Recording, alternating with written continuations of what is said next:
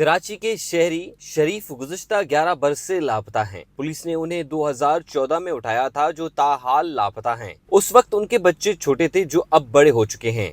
ان کے بچے اپنی ماں اور دادی سے پوچھتے ہیں کہ وہ اپنے والد سے کب ملیں گے۔ شریف کو کراچی کے علاقے ابو الحسن اصفہانی روڈ سے 20 ستمبر 2014 کو پولیس نے اٹھایا تھا۔ شریف اپنی والدہ اور بچوں کا اکیلا ہی کفیل تھا۔ شریف کی گرفتاری کے بعد ان کی ماں پرانے گتے جمع کر کے زندگی بسر کر رہی ہیں۔ ان کی بوڑھی والدہ اپنے بیٹے کی بازیابی کے لیے حکام سے اپیل کرتی ہیں۔ میرے بچے کو سیب سوٹر لے کے گیا ہے، میں گدا گاڑی چلاتی ہوں، کچرا وچرا لوگوں کا اٹھاتی ہوں، پیٹیاں پوٹیاں جمع کر کے بیچ کے گزارا کرتی ہوں۔ میرا کوئی نہیں، میرے بچے کا کوئی پتہ نہیں، ابھی تک 11 سال ہو گئے۔ میرا وہی بیٹا تھا جو کما کے لے کے آتا تھا، وہی چلا گیا، میرا بیٹے کو اٹھا کے لے گیا۔ ابھی میں خود مزدوری کرتی، خود کچرا وچرا اٹھاتی، پیٹیاں بیچ کے گزارا کرتی ہوں۔ میرا بیٹے کو رہا کرائی جاوے، میں یہ ہم سب کو بولتی ہوں۔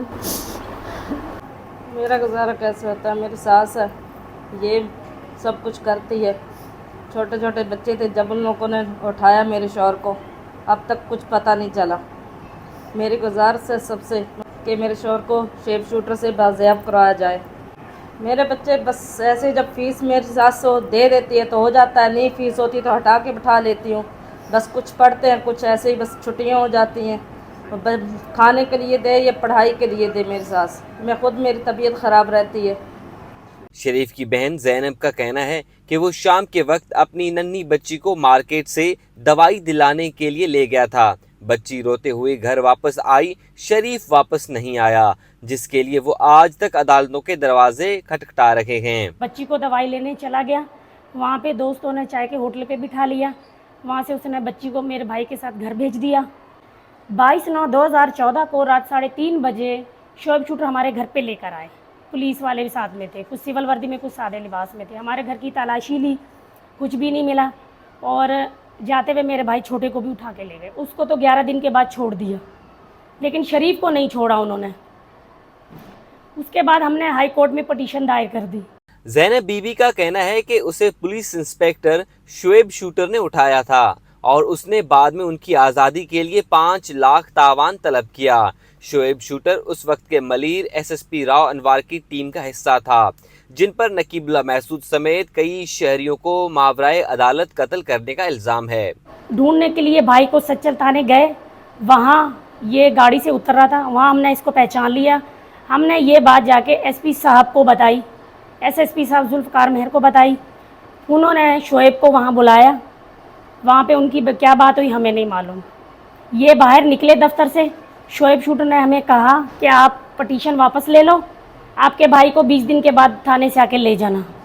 سر ہم لوگوں نے پٹیشن واپس لی، ہم تھانے پہ گئے، وہاں جا کے انہوں نے 5 لاکھ روپے بھائی کی رہائی کے لیے مانگا۔ اس کے بعد ہائی کورٹ کے آرڈر سے اس کے اوپر FIR کٹی۔ اس کے بعد یہ وہاں سے مفرور ہو گیا، نقیب اللہ کے کیس میں مفرور ہو گیا۔ شعیب شوٹر ہمیں دھمکیاں دیے جا رہا ہے، ہمارے جو گواہ ہیں ان کو بھی نہیں لے کے جانے ہمیں دیے جا رہا، ہمارے پیچھے بندے پہ لگا دیتا ہے۔ اور سر انہوں نے دل کا بہانہ لگا کے اور جناح ہسپتال میں کارڈیو میں 7 مہینے ہو گئے، جیل میں نہیں ہے، وہ وہاں پہ بہانے لگا کر بیٹھا ہوا ہے۔ نقیب اللہ کیس میں راؤ انوار کی بریت کے بعد شعیب شوٹر نے خود کو جیل حکام کے حوالے کیا، جو تاحال ان کی تحویل میں ہے، لیکن بیماری کے باعث وہ اکثر امراض قلب ادارہ NICVD کے وارڈ میں زیر علاج رہتے ہیں۔ شعیب شوٹر کے خلاف شریف کو اغوا اور تاوان طلب کرنے کے الزام کا مقدمہ سندھ ہائی کورٹ کے حکم پر درج کیا گیا، جو اس وقت انسداد دہشت گردی عدالت میں زیر سماعت ہے، لیکن ڈر اور دھمکیوں کے باعث گواہ عدالتوں میں پیش نہیں ہو رہے، اس لیے کیس میں پیش رفت نہیں ہو رہی۔ سندھ میں تحفظ برائے گواہان کا قانون اس بات کی ضمانت دیتا ہے کہ کیس میں شامل گواہوں کو تحفظ فراہم کیا جائے۔ کورٹ کا بھی اور پروسیکیوشن کا بھی، یعنی کہ حکومت کا بھی، کہ وہ وٹنس کو پروٹیکٹ کرے۔ 8 سال لگے جی اس کو ایک ایکٹ کو بنانے میں، جو 2013 کا ایکٹ ہے، لیکن جو 2013 کا ایکٹ بنایا گیا وہ ورلڈ سٹینڈرڈز کے حساب سے بنایا گیا۔ اس کے اندر رہائش کا انتظام بھی ہے، وٹنس کی آئیڈینٹی کو کنسیل رکھنے کا بھی جو ہے وہ موجود ہے طریقہ کار۔ اس کے علاوہ اس کو لائف ٹائم پروٹیکشن کا طریقہ کار موجود ہے۔ उसके अलावा अगर कोई उसकी इस मामले की वजह से कोई डेथ हो जाती है, कोई उसको कत्ल कर देता है या इंजर कर देता है, तो उसके अंदर उसकी जो मॉनेटरी कंपनसेशन है वो भी मौजूद है। और पर्पज़ ये था कि वो जो विटनेसेस हैं जो सामने नहीं आते इस वजह से, क्योंकि अदर साइड पे गैंग वॉर होता है, नारकोटिक्स के रिंग होते हैं, टेररिज्म ग्रुप्स होते हैं, वो सामने आकर जो है और गवाही दे सकें। बट ये अनफॉर्चुनेट बात है कुरैशी साहब कि ये इतना एक कॉम्प्रिहेंसिव एक्ट होने के बावजूद प्रैक्टिकली हम वो 2013 वाली स्टेज पर ही खड़े हुए हैं। कुछ इंस्टेंसेस ज़रूर हैं जहाँ पे विटनेसेस को प्रोटेक्शन दी गई है, बट जो पर्पस था इस एक्ट का और जो इसका जो एम्बिट था, जो इसका स्कोप था, उस तक हुकूमत जो है इस पर अमल दरामद नहीं करा सकी।